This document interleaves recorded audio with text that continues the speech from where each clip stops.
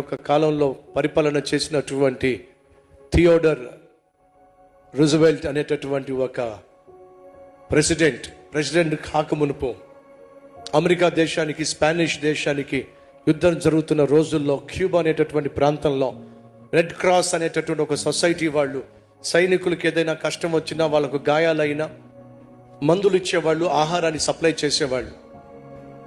అతడు సైన్యాధిపతిగా ఉన్నప్పుడు లేక సైన్యంలో ఉన్నప్పుడు తన సైనికులు కొంతమంది గాయాలు పాలైపోయినప్పుడు గబగబా ఆ సొసైటీ దగ్గరికి వెళ్ళి, అర్జెంటుగా నాకు మందులు కావాలి, అర్జెంటుగా నాకు ఆహారం కావాలి, కొనుక్కోవడానికి వచ్చాను, త్వరగా చెప్పు ఎంత ఇవ్వాలో నేను, త్వరగా చెప్పు ఎంత ఇవ్వాలో నేను, కొనుక్కోవడానికి వచ్చాను అని చెప్పంటే, సారీ నేను ఇవ్వను ఖచ్చితంగా చెప్పేసి ఆ థియోడర్ అంటున్నాడు, అమ్మ నీకు ఎంత డబ్బు కావాలో చెప్పు తల్లి, నేను అంత డబ్బు ఇస్తాను.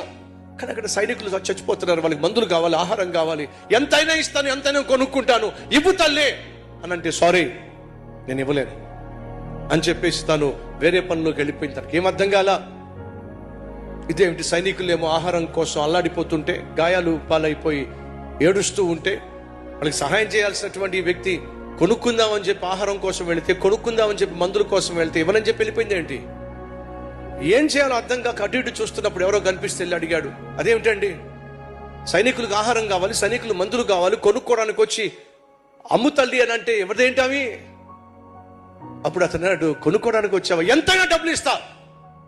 అక్కడే నువ్వు తప్పు చేశావు. అక్కడికి వెళ్ళి నువ్వు కొనుక్కోవాల్సిన అవసరం లేదు.